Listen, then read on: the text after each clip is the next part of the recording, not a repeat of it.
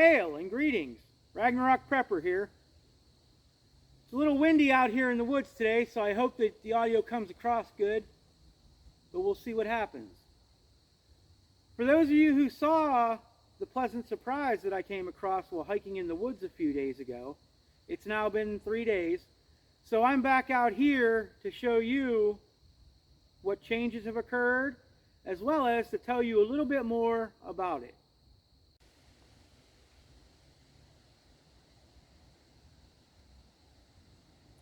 So, for those of you who are unaware, this is the chicken of the woods mushroom, also known as the chicken mushroom or the sulphur shelf. Very easily identifiable even to the beginner. I can't think of a look-alike. If you follow the guides, if you follow the precautions and check your boxes, you should have no problem identifying this, but I still would recommend, if it's your first time or even your second, just have somebody else check it out for you. Don't make any mistakes, especially with mushrooms. Mistakes with mushrooms are worse than mistakes with herbs or other wild edibles. Just a word of warning, the chicken of the woods mushroom can cause gastric distress in some people. So if this is your first time ever eating the chicken of the woods, make sure you taste just a small bite to see what kind of reaction your body has. It doesn't do the same thing to everyone, so just please take caution. Also, if you find this mushroom growing on any type of conifer tree or eucalyptus, cedar, yew, do not eat it. It is known that some of the toxins from inside the tree can leach into the mushroom itself and by proxy, bringing those toxins into your body. Now, as you can see, this mushroom is growing on a cherry tree. A very large cherry tree, actually. And I'm sad to see that this is the host for this delicious mushroom, but such in nature. For those of you who have never tried a chicken of the woods mushroom, a lot of people say it tastes just like chicken. Some people say that it tastes like crab or lobster. So it really depends, I think, on the age of the mushroom as well as how it's prepared. It definitely has a lemony, meaty flavor, especially when it's fresh. That's one of the keys when you're harvesting a chicken of the woods. You want a fresh, young mushroom. The older they get, they become dry, brittle, crumbly, infested with bugs and other junk. It's really a waste of time. Now, the chicken of the woods is a polyphore. And if you're not sure what that means, a polyphore is a mushroom that disperses spores through small pores on the underside of the cap. Now, once we harvest this mushroom, I will take some photos of the pores and jot them into the video here so you can see the underneath. I'm going to zoom in a little bit. I don't think we'll be able to see any of the pores offhand. Possibly. Now, there are different species of chicken mushrooms. All of them are edible. They may have different colorings and different sizes, but pretty much the yellow, orange, white, those are the colors you're looking for. And that's the other thing that makes them easily identifiable, is they stick out in this green backdrop. So you'll probably notice them from a distance off, and that'll draw you in for the closer inspection. Now, what's interesting is that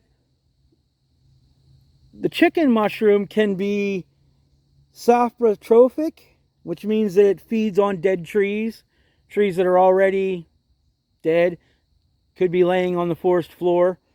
But it's also parasitic, which means that it attacks and kills living trees. And that's what we have going on here.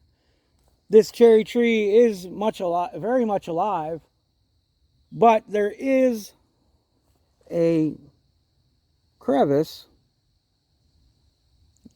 I'm going to try and move the camera so you can see that. Down here at the bottom of the tree. Which brings me to my next pleasant surprise. There are two more forming here underneath. Originally there was just the one up top, but now that I have two more growing here, I'm definitely going to harvest this one today. Because as I said, the younger they are, the fresher they are, the better they taste. So let's see if I can, there we go. I'm going to zoom in a little bit again. Now, as you can see, this mushroom is easily recognizable by the large clusters of yellowish, orangish, overlapping brackets. And those brackets are, as you can see here, they're soft and flexible because of the age of the mushroom, but they're overlapping, they're smooth, slightly wrinkled maybe.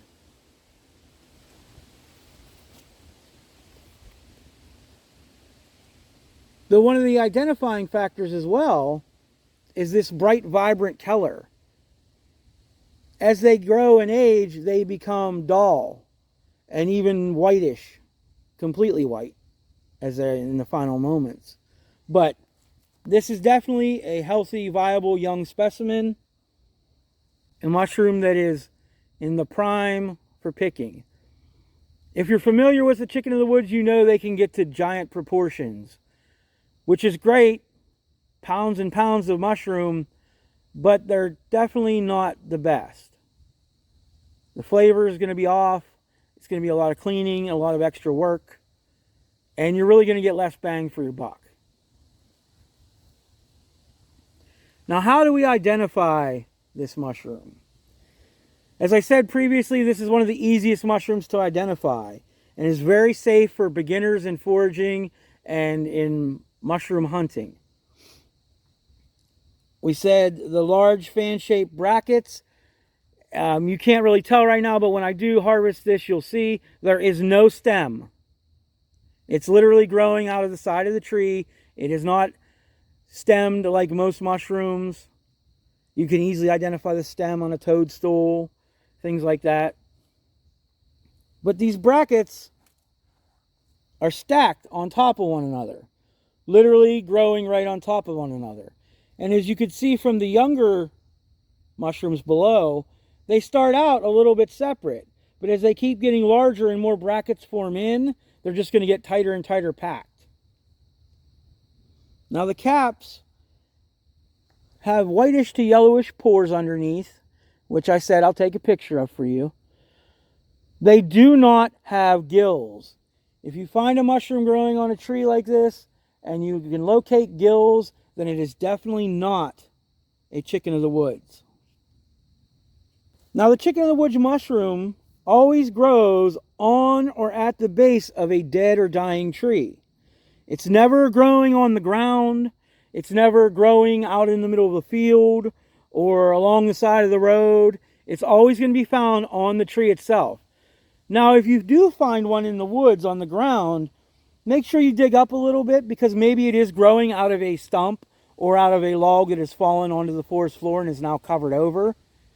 That would be the only situation where you would find it by itself off of a tree. And in reality, it's not off the tree. As we said, this is a cherry tree. Normally, chicken of the woods grows on oak trees, cherry trees, or beech trees. Those are the three safe trees for you to harvest them from. As I reiterated earlier, if you do find them on any type of conifer or yew or cedar tree or eucalyptus tree, they are toxic. Do not harvest them and attempt to eat them. Now Now the mushroom itself can be found all across North America, in parts of Europe and Asia as well. It's a very widespread, common fungus. It can easily be found throughout August, September, and October are the most common times. In some warmer climates, you may find it later on in the year. Right now we're approaching the end of September into the beginning of August, and these are the first ones that I've located here on the property this year. So I may have missed other ones, but this seems to be about the right time each year. September here. Now, if you're not confident in your skills to identify this mushroom, you can order the spores and cultivate it yourself. Definitely something worth looking into if you're interested. Or if you do happen to find a wild one, you like the flavor and you want to do more, there's your chance. Order some spores, cultivate some logs, prop them up in your homestead garden, and you can harvest away. As far as the edibility of the mushroom, I just want to reiterate that the younger, brighter, more vibrant mushroom you can find is going to give you the flavor you're looking for and a pleasant experience eating it. When you go to clean the mushroom, do not submerge it in water. Do not put it under running water, except for very brief periods of time, as this mushroom will absorb all the water around it, and that will ruin the flavor as well as the texture of the mushroom itself. You can easily clean it with a mushroom brush or a damp cloth.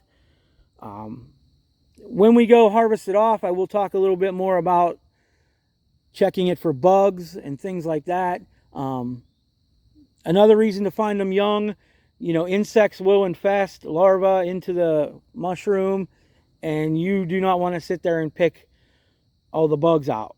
It's a time-consuming and heartbreaking quest. Like I said, if you find one and it's edible or desirable, take it and harvest it when you can. The reason I let this one grow bigger is because I knew that with the rainy forecast that it should boost the growth and it wouldn't affect the flavor or the edibility of it. Now, if this is your first time, as I said, first of all, cook a small piece. Try that and see what happens. If nothing ill occurs, then go ahead and enjoy. You do want to cook this mushroom. It is not advised to eat it when it's raw, but definitely cook it, saute it, garlic, shallots, onion, deep fry it. There's so many recipes that you can find online for it. You can pickle it. You can freeze it for short amounts of time. But if you are going to freeze it, make sure you cook it before you freeze it. That way it doesn't ruin the texture of the mushroom. And then another thing you always want to do as well is check for twigs that grow into the mushroom. And you're going to see here when I harvest the branch here of this bush is actually growing through the mushroom. So when I remove this, we'll have to go through and pull all the brush and stems out of it. Here's another one sticking out right here.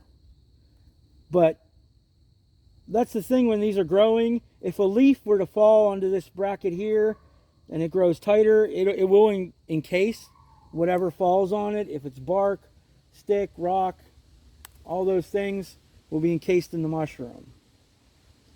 So I'm going to stop babbling and I'm going to start harvesting. All right, so let's harvest this chicken of the woods. I'm just going to push back this bush here, and as you can see, this whole stem was actually in the mushroom. So I'm going to make sure I grab this piece here, and you can see the leaves grow right into it as well. I'm just going to set this on the side over here. So now that we're in here, what you can do is take your fingers here and just push in against the bark of the tree. Have your other hand here ready to catch, and you can just slowly loosen them, and it literally will just come right off the tree. No need for a knife or anything like that. You can see all the water dripping from the rain. Looking here, you can see this is where the brackets were growing out of the tree itself. We got pieces of bark caught here in the tree, in the fungus as well. But what I'll do is I'll take this back to the house and I will slice this off here, because these pieces here, they tend to be very hard and woody, so they don't have the best flavor or texture. I mean, they're still edible. If you were out there in a situation where you needed food, I wouldn't toss them away. But one other thing you can see here as well is you don't notice any holes. A lot of times when they're infested with insects, that's what you'll see, is these little burrows that are going out into the mushroom. So I'm really happy to see that there are none of those here. And you can see it's a lighter color there, the base there. And this here can even continue to form more mushrooms. So I'm going to leave that alone on the tree there. And now let's see if we can show you some of the pores. Now if you look closely, not sure how well we are in the camera there. Oh, there's a bug right there. Get that out of there.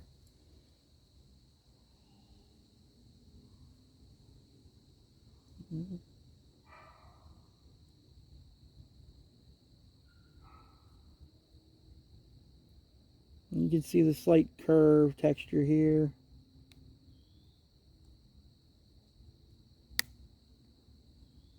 Take some of these twigs out. All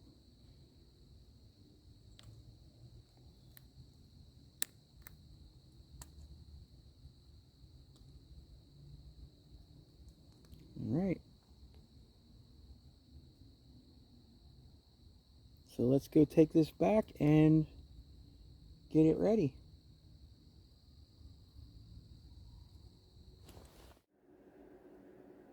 Okay, so what I'm going to do to prepare this mushroom today is I'm just going to go in and I'm going to break off each of these brackets, and then I'm going to set them on a sheet pan to dry a little bit overnight, because it has been raining a lot for the past 2 days. That way I can let some of the moisture get out of the mushroom itself. Also gives time for any bugs or any other critters that might have wanted to taste my mushroom. But as I'm breaking it apart here, I'll be able to see any sticks. As you can see, there's one right there. And I really don't even need the knife yet. It's very tender. And what I'm going to do is I'm just going to let them sit, like I said here. And I put some paper towels on it to dry up the moisture that may come. And even just the little pieces.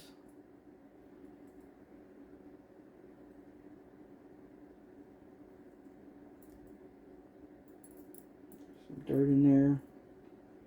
So I'm just going to take a little, just going to grab a paper towel here and literally just brush it off.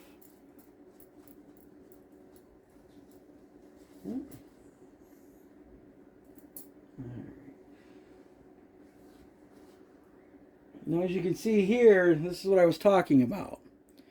Here's a stick that's growing through the brackets. So we're just going to throw that to the side. I'm going to break off a couple more here.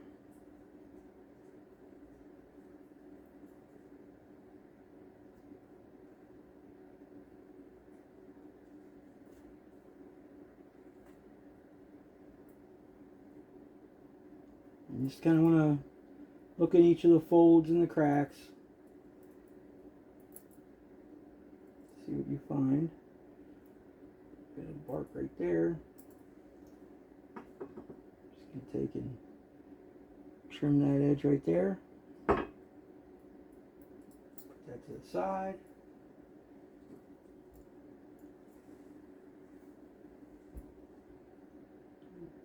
Here.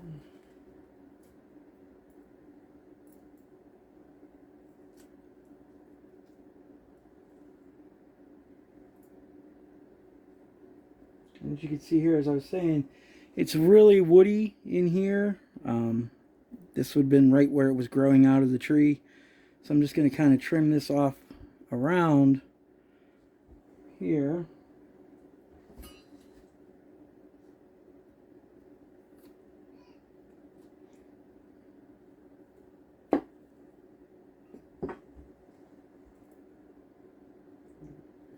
Some of these here.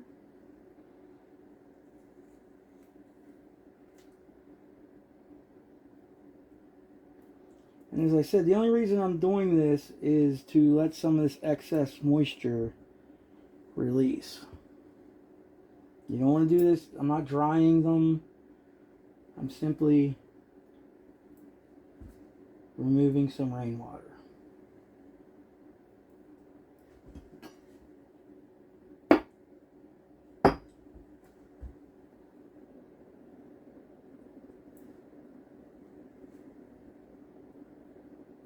Here. You can actually feel, texture-wise, a definite difference the closer in you get to where it was attached. But you can see the nice meaty cross section there. These are going to be tasty. Have to figure out what recipe I want to use this time. I'm kind of leaning towards half saute and some deep fry as well. I haven't tried them deep fried, but I'm hearing really good things about it. I usually just saute them up with garlic and butter.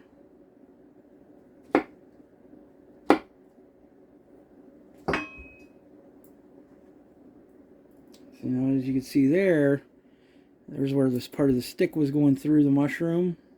So I'm just going to chop that off.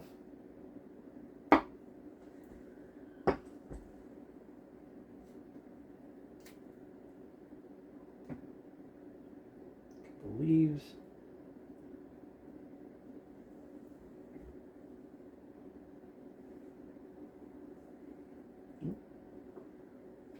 Back in there.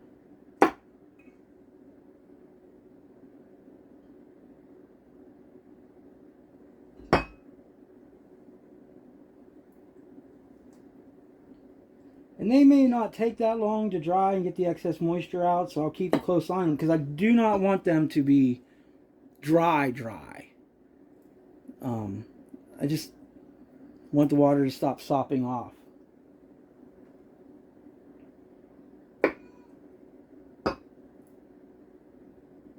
We have some pine needles.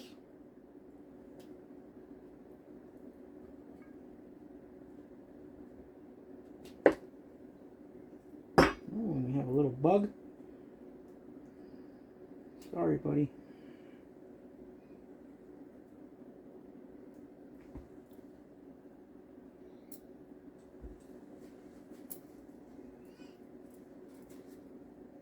And that looks good to me. Now these extra pieces I will return back to the site as well. Whatever spores may be left, let them transfer around.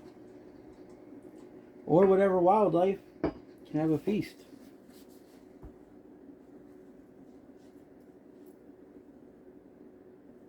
So there we go.